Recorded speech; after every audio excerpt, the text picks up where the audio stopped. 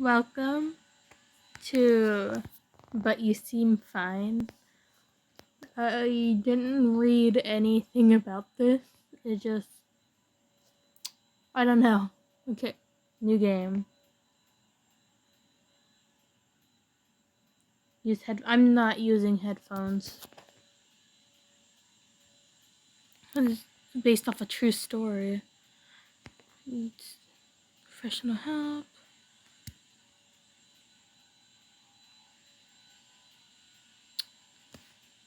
Okay.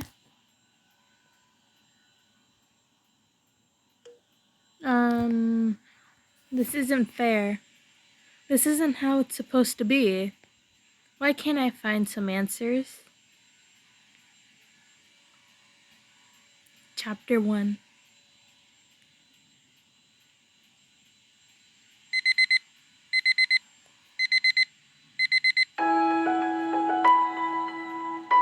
You awaken in your bedroom. The sun is shining in through the window. It's just another Monday.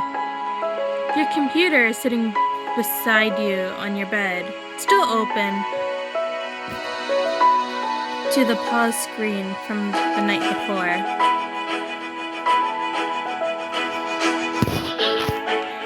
You must have fallen asleep watching the new season of Space Sailors, the documentary of June. Okay.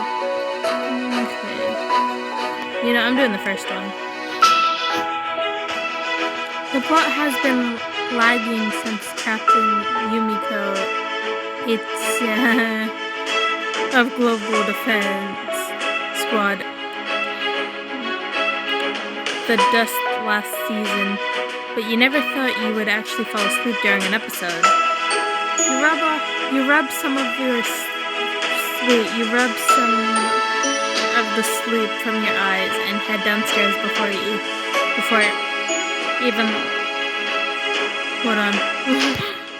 you're even later than you already are.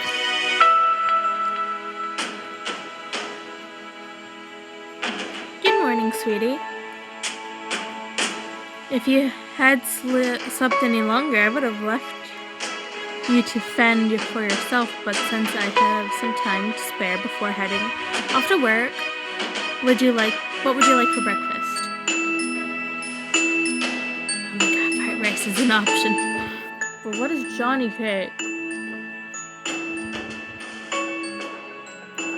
Are Johnny cakes like pancakes? I don't know.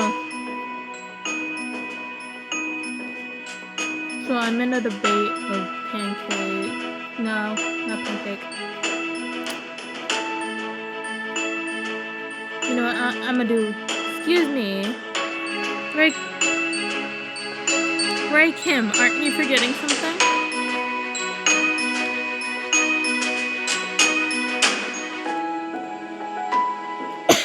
There it is.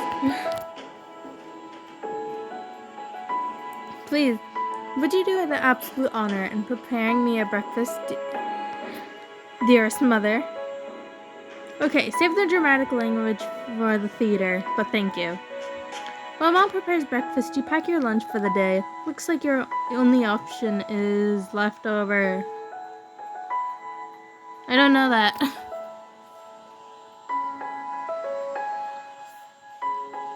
I'm just gonna say yum because I don't know what it is.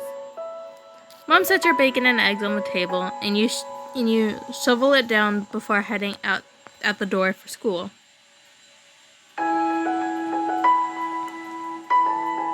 You arrive in school in record time. Was it breakfast that made the difference? Mom always was a killer chef, and bacon and eggs has never failed you. You're lost in thought and head towards your locker when you spot the only Sadie. It's the latest episode. You start to ask if she has seen the latest episode, but sorry. I hope I'm not coming down with anything. Hey, I love you, but keep your distance, okay? I I got creative writing this afternoon, and if I don't finish my draft by Friday, my teacher is going to be hand what?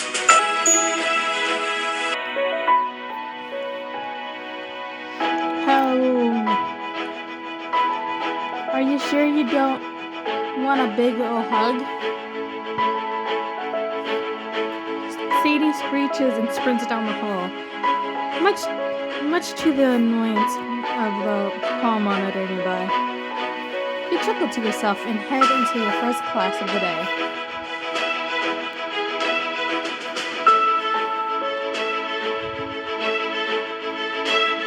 Home.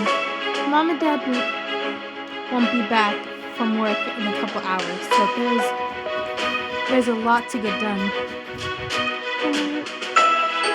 Get your homework done first. Maintaining good marks does not come without effort. You think you heard someone say that at some point. Regards. You dive headfirst into some worksheet from today.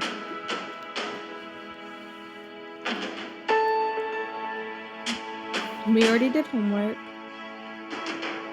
so let's go this.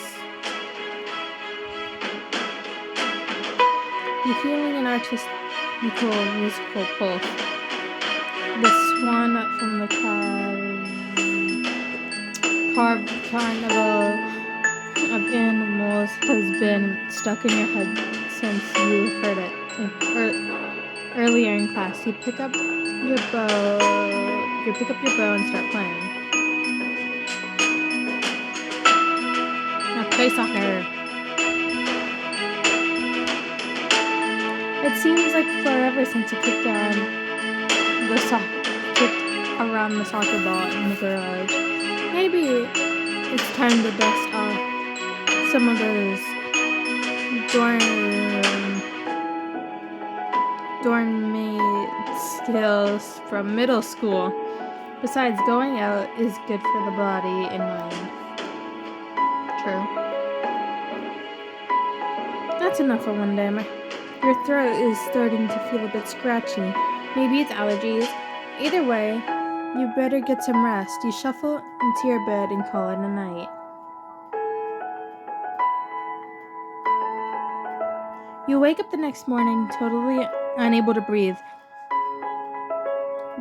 That is until you open your mouth.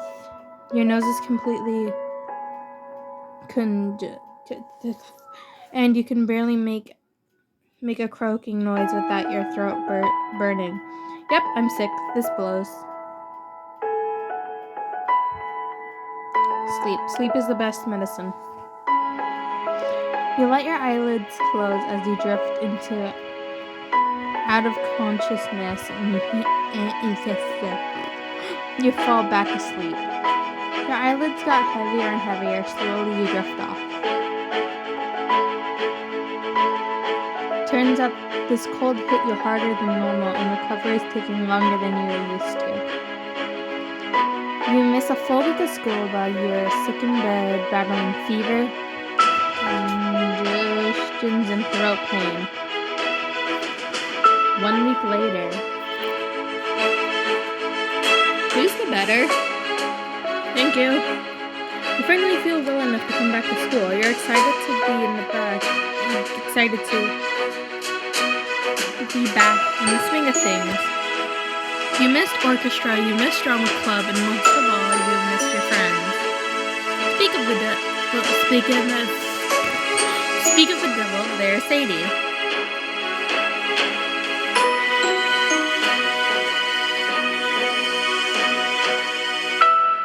Talk schoolwork. Okay, give it to me straight. How much work did I miss? Ray? Where on earth have you been? I was actually starting to worry. You explained how the last week of your life has been spent battling sickness in your bed. Your only contact with the outside world was when your mom would come in to give you medicine and soup. Yikes. But you aren't still contagious, right? No way, I haven't felt sick since Friday. I tried to text you, but I kind of lost my phone and the water tissues. Ray, that is disgusting. But you're really better? Yeah, although... nothing. I just wish I wasn't so tired. You go to the rest of your classes for today, eager to catch up on schoolwork.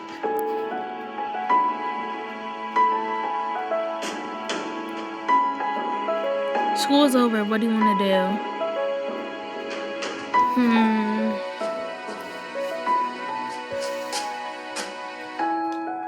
She did say she missed orchestra and drama, but there's also one with Sadie.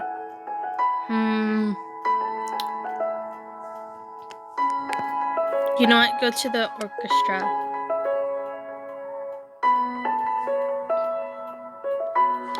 You met up with your chamber orchestra buddies and you started rehearsal. You missed your school. Cielo. Something. You may be a lot older and more worn out than the one you kept at home, but you like to take it over, having to lunge the huge instrument back and forth twice a week. Rehearsal goes smoothly, but your time has not been kind, and you have been a bit troubled keeping up with the group of new music.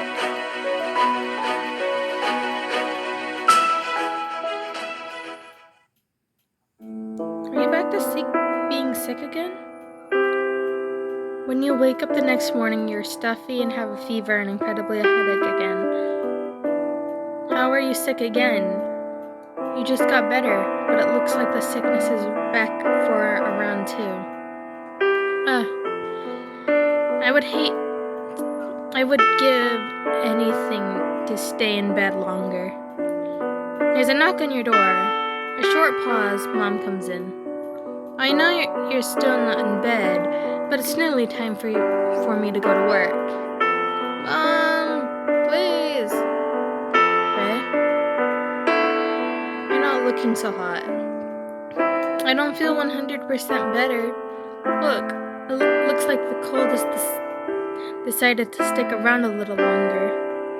Stay home. I'll call your school and get you excused. It's better to sleep and let this bug pass.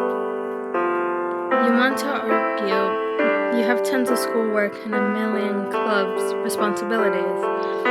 But the thought of you going back to school is just too tempting. Thanks, Mom. Mom smiles and heads into the hallway. You fall asleep once more.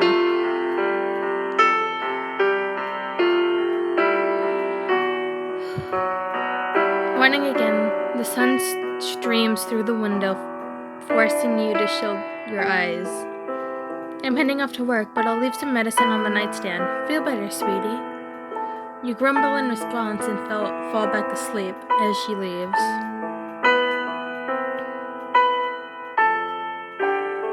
You wake up groggy and tired. You were very disappointed. You have no idea much time has passed or how long you've been asleep. It seems late.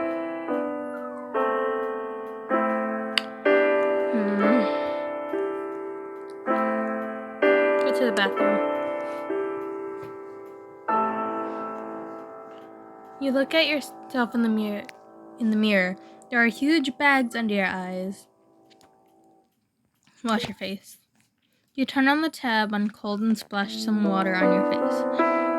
You look at yourself again. You don't feel refreshed. You frown and head downstairs. Your stomach is grumbling. You're not quite sure when you last ate. Sit down. We have some leftover dinner. Would you like me to reheat some? You nod and Mom pulls out a plate and covers it before popping it into the microwave. You stare blankly into the distance. Mom places the plate in front of you, then leans against the counter, watching as you start to eat. She's clearly concerned. I would be concerned too. Like, if I saw my child being this sick constantly, I would be concerned too. Especially saying they didn't know when the last time they ate was, is more concerning than a lot of stuff. Thank you. You finish your food and get up to leave the table, but before you go, you glance back around. I love you. You head back upstairs and go back to bed.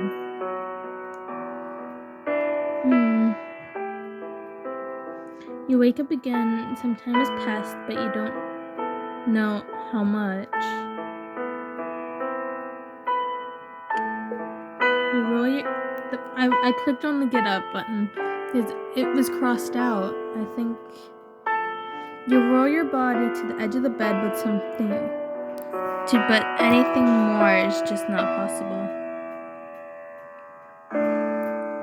Waking up again, you realize you are no less tired than when you last slept. You have no clue how long you've been asleep.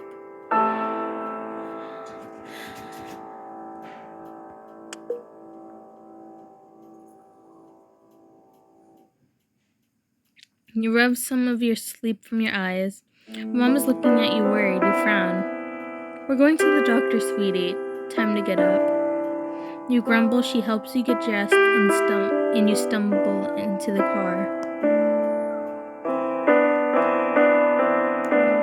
You and your mom are at the doctor's office, here to see the primary care Dr. Harris. What brings you in today? Mom explains the getting sick, the endless sleeping, and suddenness of it all. Well, I'll do some checkups and see if anything's wrong.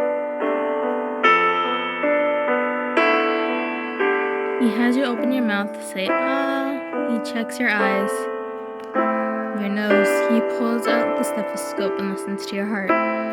He listens to you cough. He listens to your breathe. He takes your temperature. He treats your reflexes. He takes your blood pressure.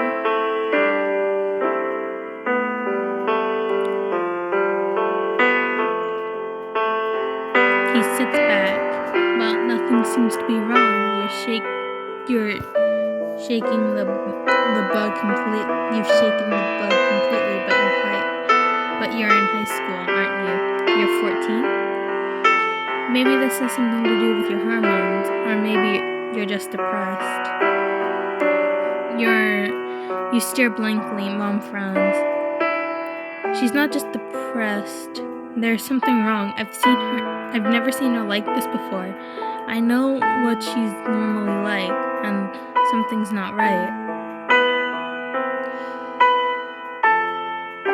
He sighs and scribbles something onto a piece of paper and rips off the 2 sheets.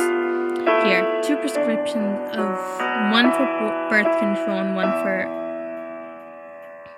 I can't read that one. Maybe she'll get better. Did you seriously not believe me? I'm your mother. I know what I'm talking about. I've the nerve of that man. You say nothing, choosing to stare at the window. We're going to have to look somewhere else. You mumble in agreement and then nod off to sleep.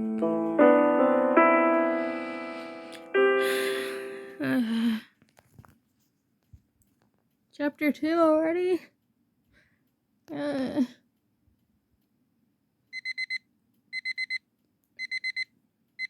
Yeah, I'm saying that Ray is depressed and it's getting worse than it's becoming.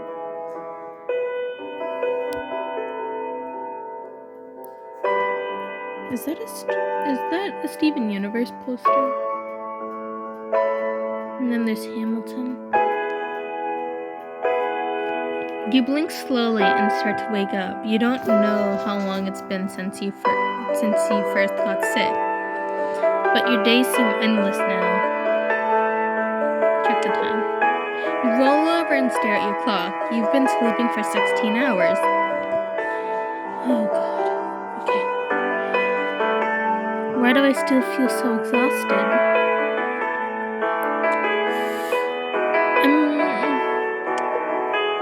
You feel like you've been hit by a truck. Nothing would feel better than slipping back into a temporary coma. You put your covers up to your chin and let yourself doze off. Ray, wake up. You wake up suddenly to the sound of your mom's voice. She is shaking you by the shoulder and trying to get you out of bed. Ray, we're going to be late to the doctor. Did you not see my text? Do as she says. Ruggedly, you pull a hoodie over your head and put a pair of sweatpants while Mom rushes you out the door and into the car. You fidget uneasily as the two of you wait for the doctor to appear. Mom said he's an ENT doctor, but you're not sure what that stands for. Based on the large picture across this section of a head on the wall, you guess it stands for ear, nose, and throat. Mom got a referral from your primary care physician after he found that you have been congressed and sick a couple times. I don't know why we're even here. 10 more minutes go by. Hello, I'm Dr. Clerk. Mom goes over the same spill as she gave Dr. Harris. He listens and nods occasionally. He expects you for normal checkup procedures. Well, her ears and throat look fine. I'll need to take a close look up her nose. Was it the food? Was it the leftovers? Were the leftovers bad? He pulls out a long, thin device and it looks like a stick. He says it's a camera. Your great discomfort. He shoves it up your nose. Nope, not seeing anything here. Okay, I'm also thinking that it's depression, or it could be the food that I told her to eat, which was leftovers. He moves the stick around. It hurts a little, but mostly just weird. He leans back in his chair, finally finished. You know what I think? I think she's a teenager. She has a cold, and now she's milking it for all that she can. Her chart says she's... Oh, that's on antidepressants. That's why I couldn't read it. Already. So there's not much else I can do. Look, kid, you just have to suck it up and go to school, even if you're sick. You know, when I was a kid, I got the chicken pox and still went to school.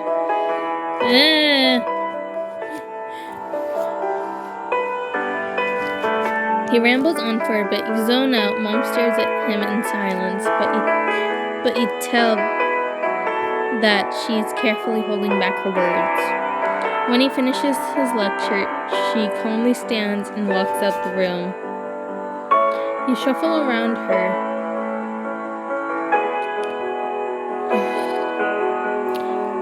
You make a brief stop in the waiting room while Mom takes care of the copy. But then you both head home, none of the wiser than what you came. Several days later.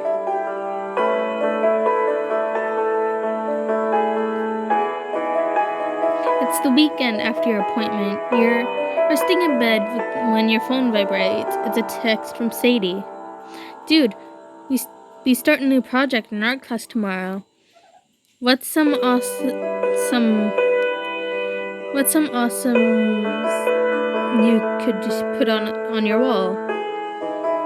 That's so sweet. Plus, you would be lying if you said you hadn't asked for some art from her from a while.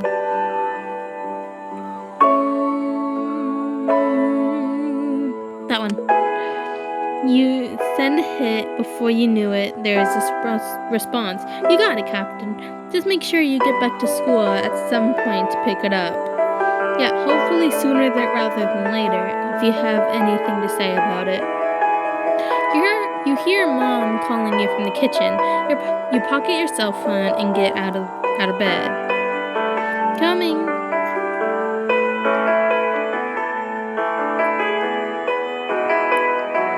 Ah, look who came when called.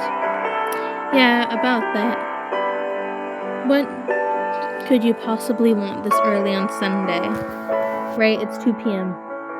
Oh. I need to bring dishes and a potluck at work tomorrow. Since you spent the last few days in your room, I figured you might want to help.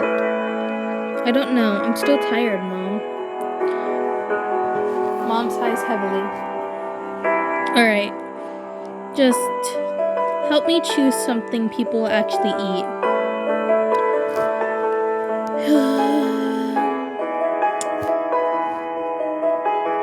That one.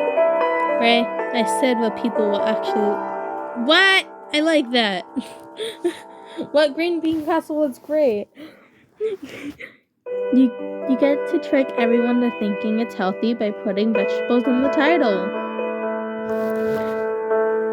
What the lady wants, the lady gets. Hey, maybe you could prep the rest of the ingredients while I run to the store and grab onions.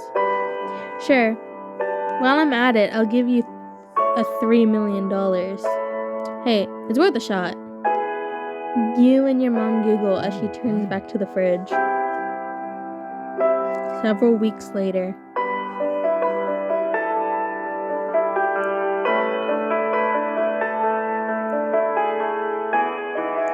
You and your mom have another doctor's appointment. This whole process is starting to seem like a whole cycle of missing school and getting nowhere. But you guess finding out the answer is worth it. Apparently there's a chance that the whole energy issue is a problem with your heart. So you're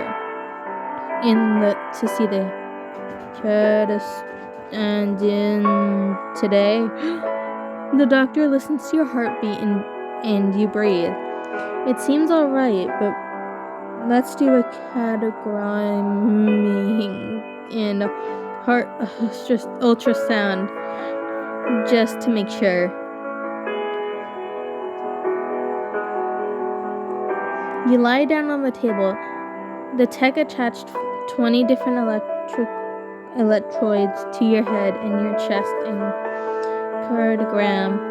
You lie there and feel like a potato battery. After a few minutes, you are ushered into another room for the ultrasound. You take your shirt off and the tech pushes down onto your chest, and the device is covered in cold gel. She keeps looking for different angles. It hurt your ribs. You winced at the pressure and squeezed your eyes shut, trying to get somewhere else in your mind. You see your heart show up on the black and white monitor. It seems small. The nurse examines it.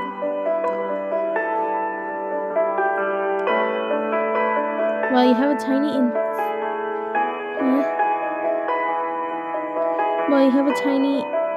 teeny tiny heart murmur, but it's really small. I don't think it's anything to worry about. Definitely not the issue here. Great, another dead end.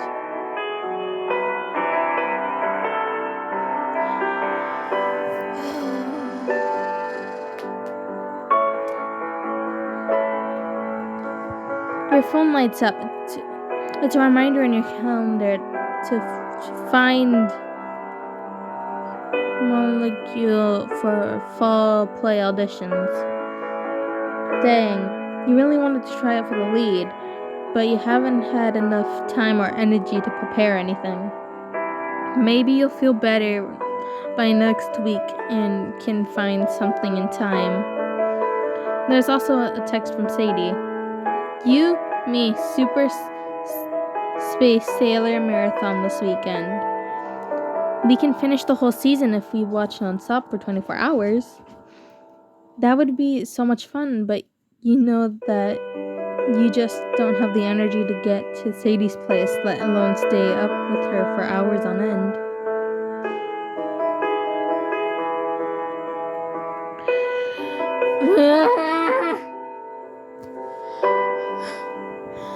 Rain check fades. I got so much to catch up on this weekend.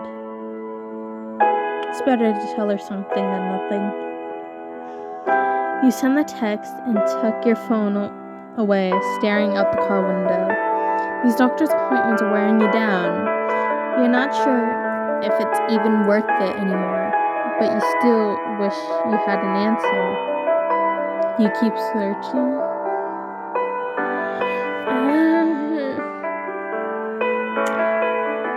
I'm respecting her wishes and trying to get her an answer.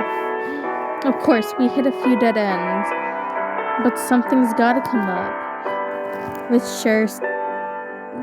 Sure, there was some bad apples, but maybe the next doctor will be better. Several weeks later.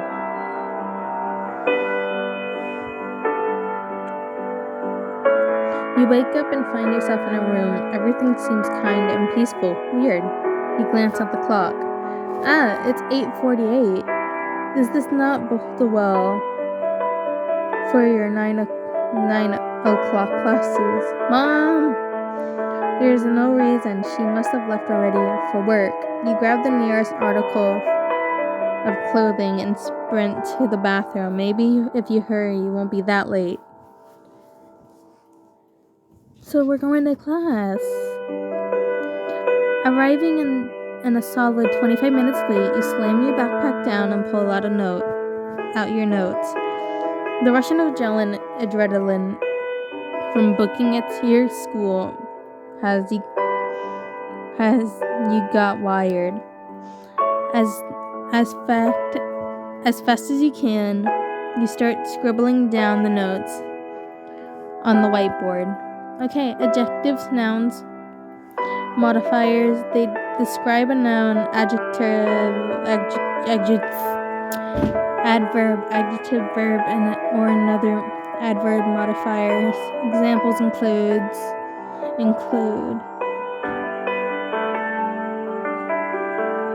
Ray? Huh? Sadie? Dude, it's time for PE. Wait, what? Oh god. Did you fall asleep? Yeah. Can I borrow your notes? I mean, sure, but you seem like you've made pretty good progress already. What? You look at the notebook in front of you, and sure enough, the lines of the notes written on the page barely legible, but still there. Well, did I write these in my sleep? Oh gosh, is that like a superpower? I would kill to be able to do that. You're not sure how you feel about the statement, but you brush it off since you woke up and you're feeling surprisingly refreshed. As weird as the nap was, it gives you enough boost of energy to make it through the rest of the school day. Several weeks later.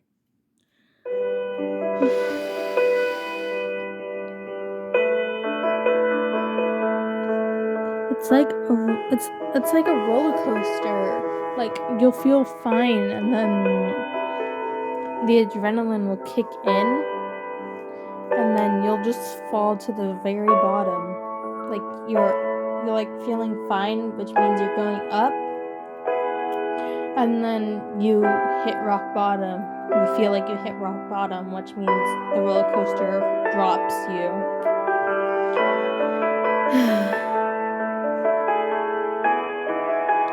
Mom gets a recommendation from this holistic doctor, Dr. Worth. Alternative medicine as a concept doesn't exactly click in your mind, but at this point you're getting desperate for answers. His office is a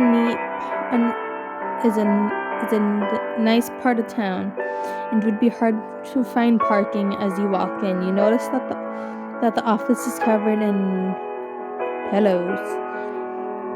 His Harvard degree is sitting on the wall in a nice frame. Dr. Worth listens into the spiel as he has some ideas of what may be going wrong and orders some blood tests. You got the section of the office and aka the person who draws blood. She pulls your hoodie sleeve, ties your arm off, and disinfects behind the bend of your arm. She tells you you'll need 11 vials of blood today. You nod. She slides the needle in, but you don't look.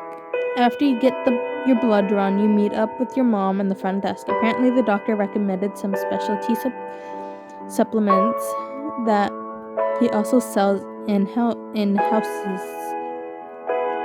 You watch as the price tag climbs with each additional bottle. You find out, of course, that they're not covered by insurance. Mom pays the price, and then the two of you head home. Several days later,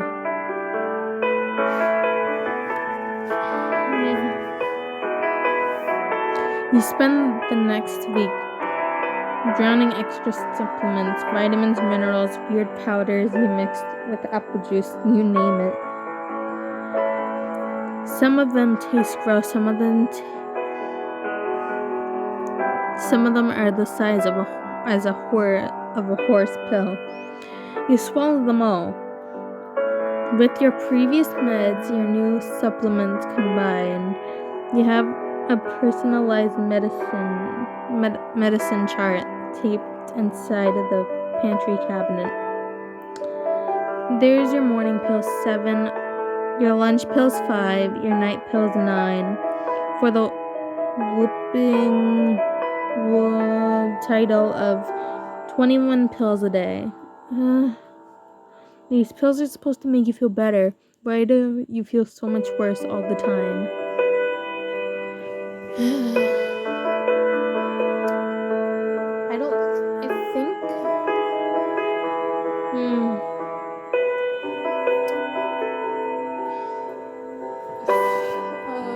What was I gonna say? I don't remember. Several weeks later.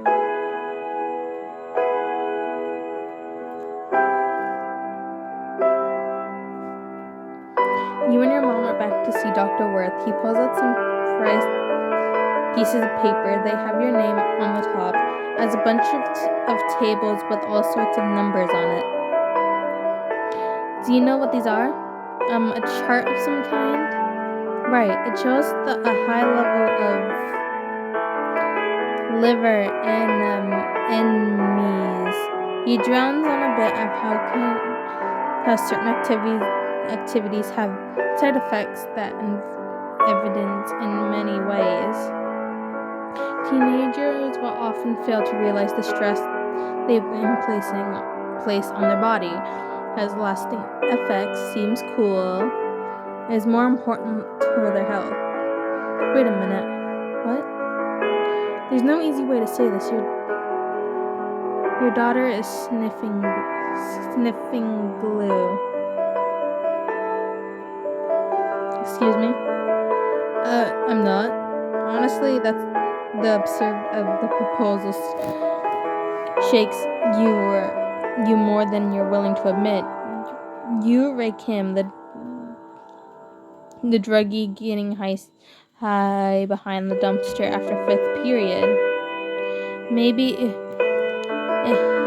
if you planted that rumor in school, you can get some street cred, except for the fact that's a total of zero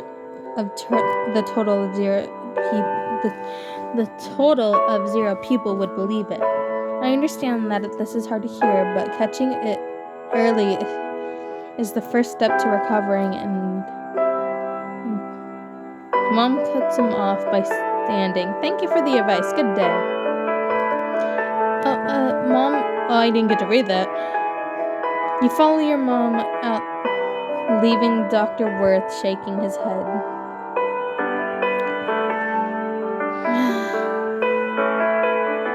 The silence. I'm not sniffing. I know. 'Cause I would never. I know. Great. What a complete and utter waste of time. Your phone lights up. It's an email from Mr. Jefferson. Titled, See Me for Exam Scores. Crap. The only time Mr. Jefferson asked to see students is if when they're failing. This is not a good day to be missing school again. There's also a text from Sadie. You're not dying, are you? Someone at school started a rumor saying you were dying. It was Karen Murphy. So, of course, I don't believe her, but still, you would tell me, right? Karen Murphy, if you had the mental energy to be mad, you would. Not dying, just sick. Talk soon. You send the text and tuck your phone away, going back to look out the window. Well, so much for the doctor being the arrest. In fact, this doctor may have been even worse. The only thing these doctors have done are make accusations about who you are, and the grand total of none of them have helped in the slightest.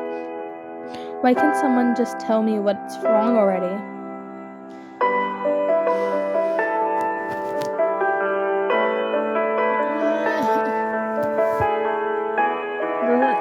I don't want them to. You aren't just physically tired anymore. This process, the whole people who you had to prove yourself to, the just constant delete from these professionals. You're just exhausted. Several weeks later.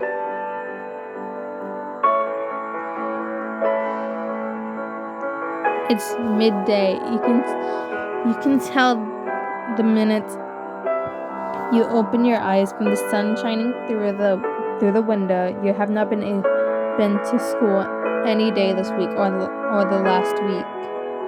You don't even want to think about the makeup assignments that you are going to have to do when you finally go back. If you ever go back. Sometimes it feels like the sickness will last forever. Rolling out of bed, you see... Oh, that's the thingy. Grab your backpack and take out a sheet of music. Your orchestra director sent you. No time like the present. An hour of practice will help keep you up with the rest of them when I get to rehearsal again. You take out your cello. It's in the case, and you pick up your bow, prepping for the start of the piece. The notes are long and flowing. It feels amazing just to play, but before long, your arm's position on the cello weighs you down.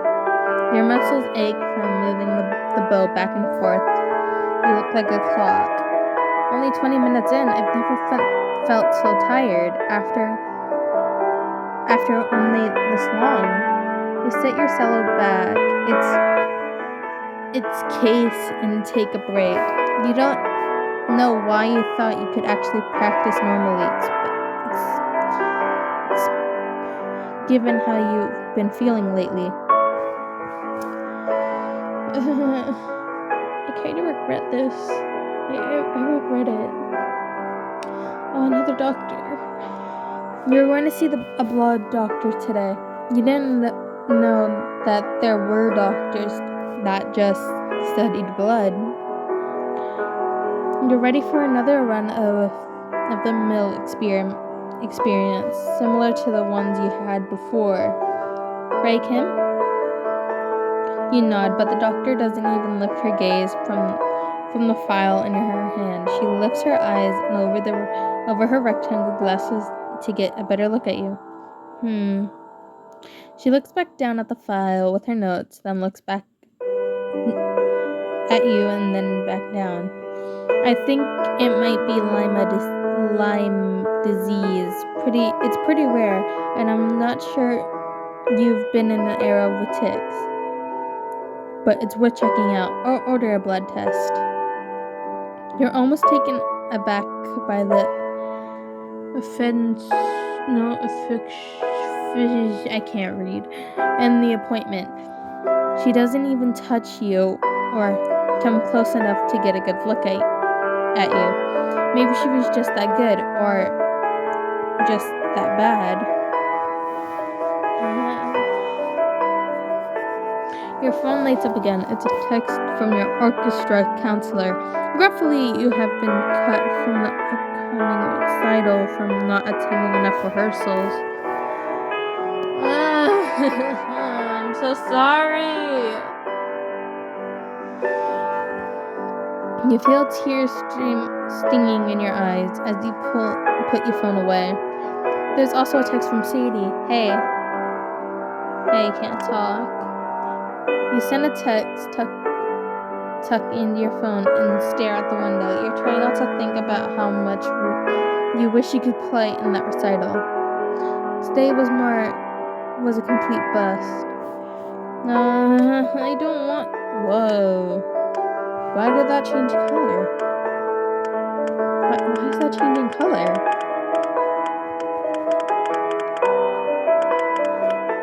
Is that because it's important? Like, I don't know. I feel like she might never get an answer. Because I think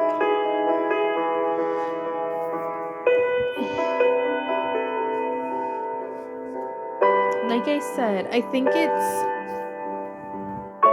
teenager stuff, like emotions, stress, and depression, and all that is building up into her right now, and is building this anxiety-esque stuff, which I find is messed up. You look at Mom. Despite everything, she's still strongly advocate. She might be the only one by your side at all. She's fighting so hard for you. That makes you determined to keep going. Was that actually giving up? Oh, that's why it's purple. Oh. Doctor it. Several weeks later.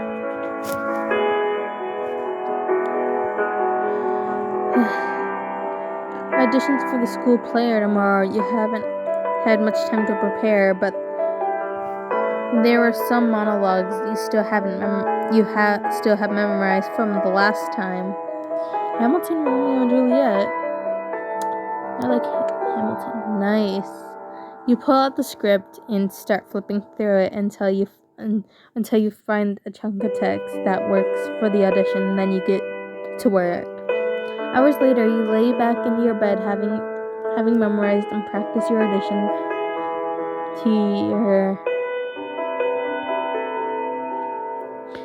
your heart's content. You proudly set your alarm and climb into bed, ready for tomorrow. The next day.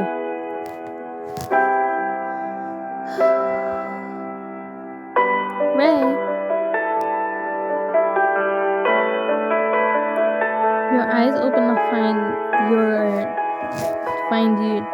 your cheek sitting in your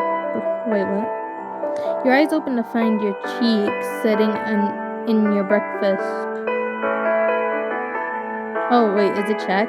Huh? What happened? Well, I'm not an expert, but I believe you fell asleep in your breakfast.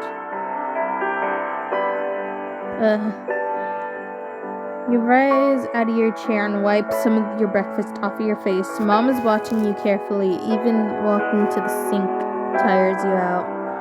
You lean against the counter and try to rub some of your sleep off your eyes. Honey, I really don't think you should be going to school today. Auditions.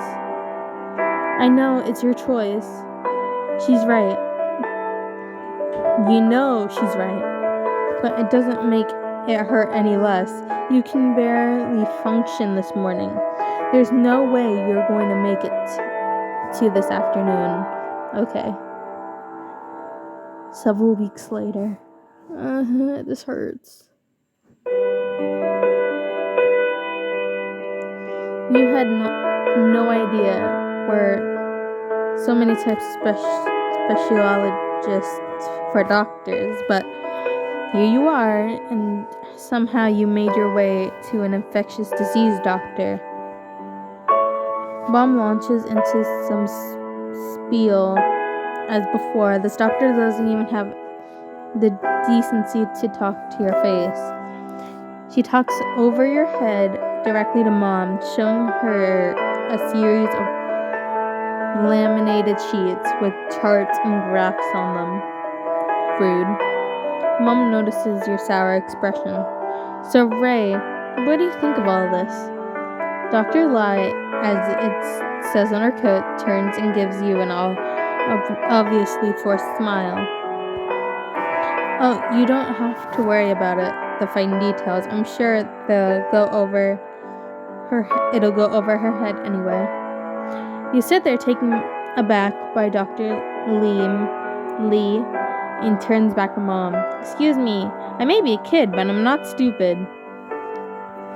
You sit there fuming while Mom makes a smile and nods at the doctor. Dr. Lee thinks you probably have something, but not infectious disease. Yeah, I could have told you that one genius. Despite the lack of infectious disease, she writes you an official doctor note to excuse you from the amount of school you've been missing. The second appointment is over. You've be in line for the door. Neither of you are happy about the appointment you just had or the money you just spent. You look at the note in your hand. It's an official excuse to be missing class. The note reads Infectious Disease Clinic in bold black letters on top. It looks intimidating, but it's effective enough. After missing so much school, you need something to show the administration so you don't get expelled. Mom looks at you. You look back at Mom. She squeezes your hand tightly, but her eyes are less bright than they were before. She never shows it,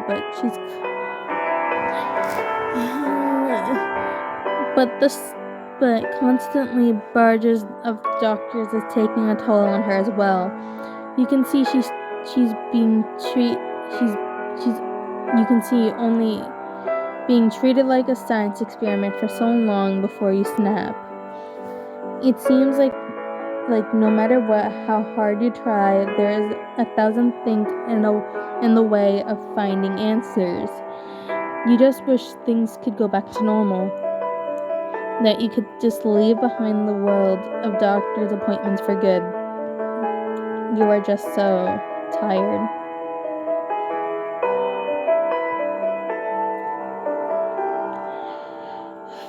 Mom drops you off at school and turns in the doctor's note. It feels like years since you've been here. You wish you were back for good.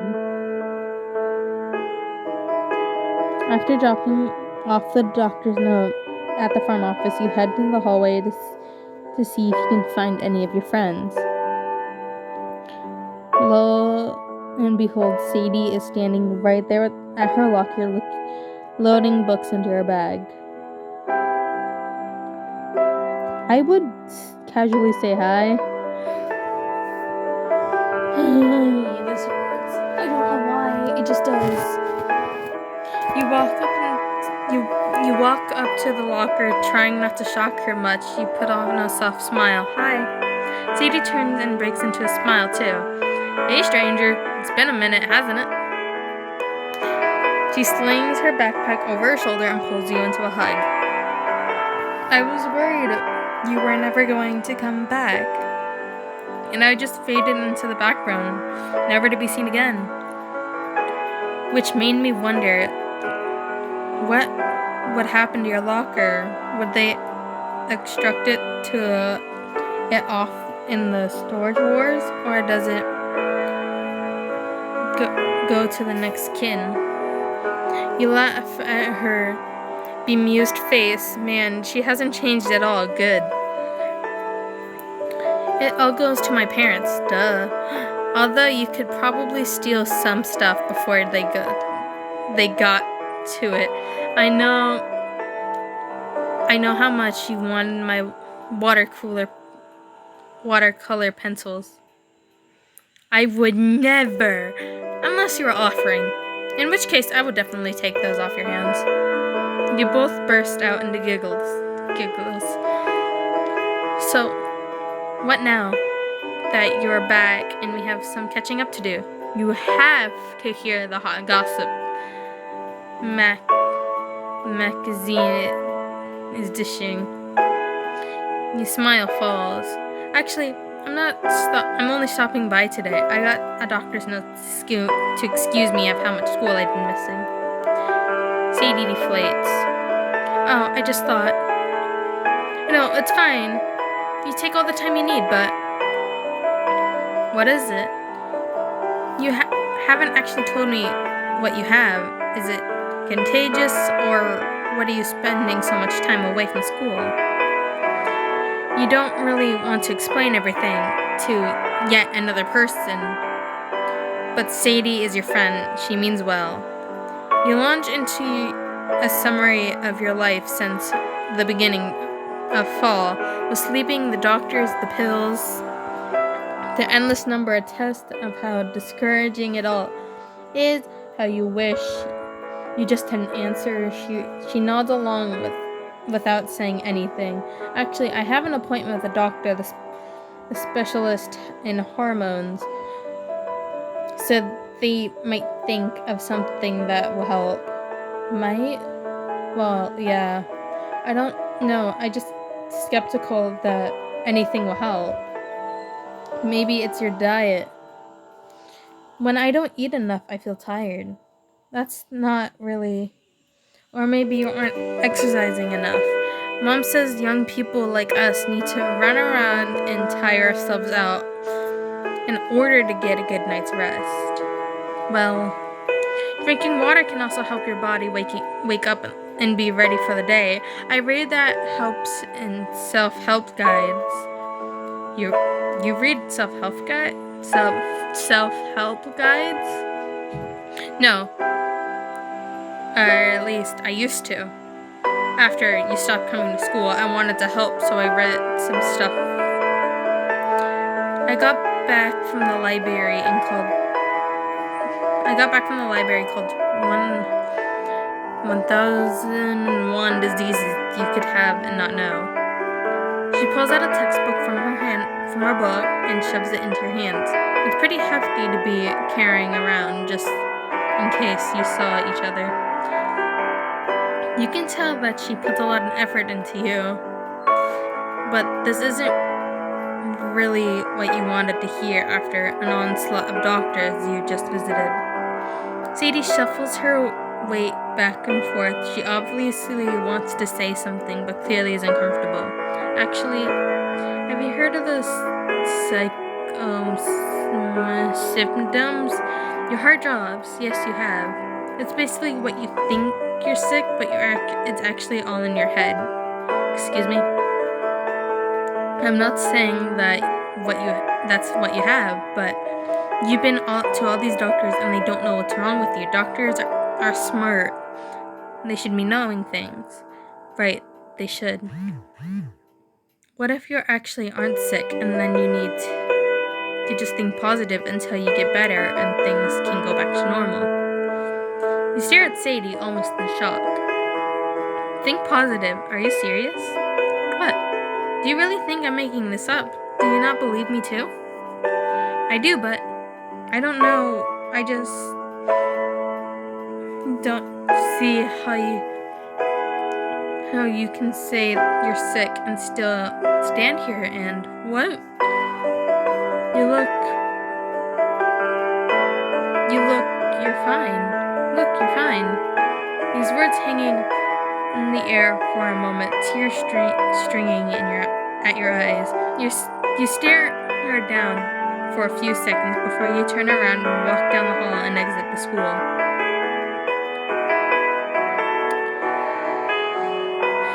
I seem fine? How could she say that after I spilled my heart out to her and she let her know what I've been going through? How could she still think that everything's fine? Several days later.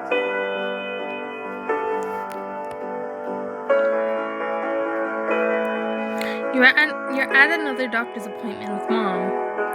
Visiting school took a lot of energy out of you, and this isn't helping. You feel miserable. You've been sitting in this room for a couple of minutes, but honestly, all of these offices are starting to blend together. The lady and the extra and hormone doctor, Dr. Jones, gave you a referral after your blood results were negative for Lyme disease. Surprise, surprise.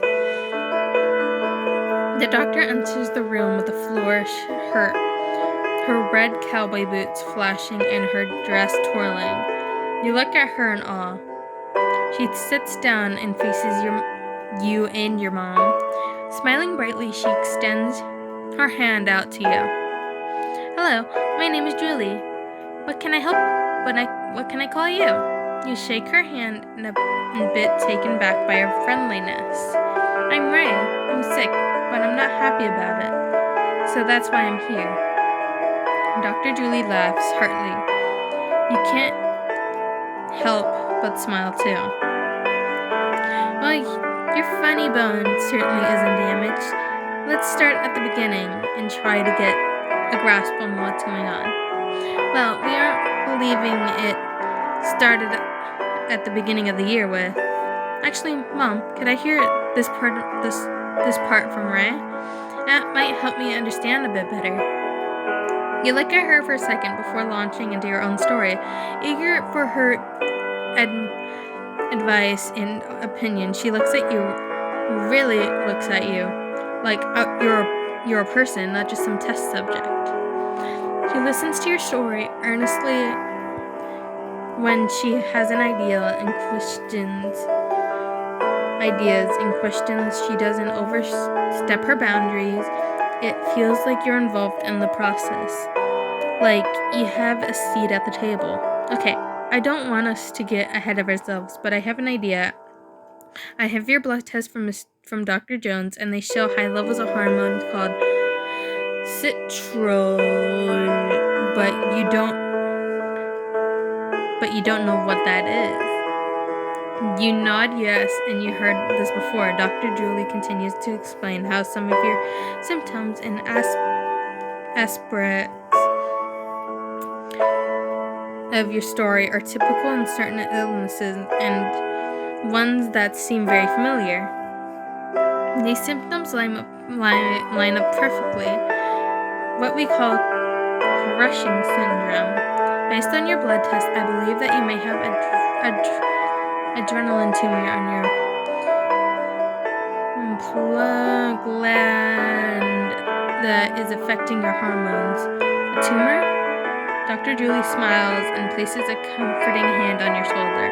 I understand this seems pretty scary, but an MRI will... No, it's not that. You couldn't really describe it, but you're almost happy. Crushing syndrome, is it treatable? Well, we should confirm that it is what you actually have first, but with treatment has been found, it can be completely reversible. You turn to Mom, who is smiling softly at your side. You hug her, and she holds you close. Tears threaten to fall from your eyes. Thank you. Dr. Julie walks with you and your mom as you head to the MRI. Hopefully this would be the last of your exploratory test. Several days later.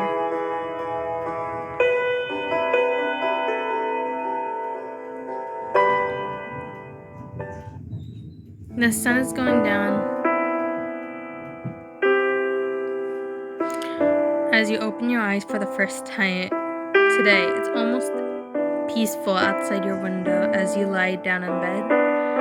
There are soft knocks at your door and Mom slowly opens it. Sweetie, you sit up out of your bed. Her voice is too soft. She strokes your hair and sighs. Dr. Julie's office just called with some news about the MRI.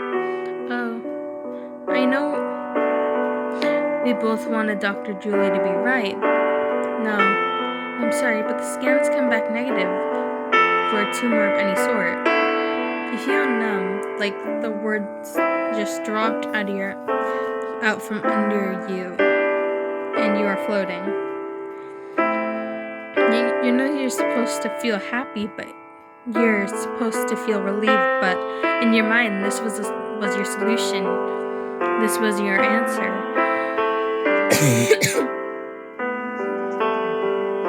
This was going to be the end of seeing all these doctors and getting all of these tests done. The end of being poked and prodded and being treated like a science experiment, of being less than human. But after everything, after all the hope you got from Dr. Julie, this is just another dead end. This isn't fair. This isn't how it's supposed to be. I'm a teenager. I should be enjoying my life, going to school and getting in trouble for coming home late. That's what everyone else gets to do. That's what they do on TV. Why can't this just end? Mom leans in to comfort you, but you don't respond. Instead, you stare straight ahead, tears streaming down your face. She gives you some space. Sweetheart, just don't, okay? I hate this. I hate all of this. I just want to go to school, see my friends. I just want to be a normal kid. I just want all this to be over. Mom reaches out in comfort. Please, I want to be alone. She nods in understanding and rises before she leaves. She turns back. We're going to have to stop going to the doctors for a while. We don't have enough money to see anyone else, but I promise we're going to find out what this is. She shuts the door behind her, and you curl up into a ball underneath your blankets, letting the sobs overtake your body. You cry until you're absolutely exhausted, and you can't even move.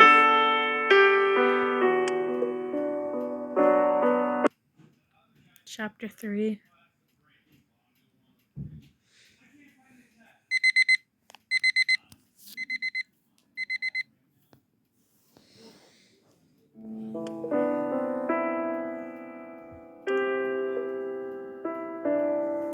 I'm gonna end it here. It's already an hour long, and I can't keep going because I feel like I'm gonna cry.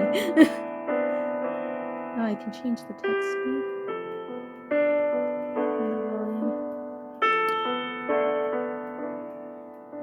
Okay, yeah.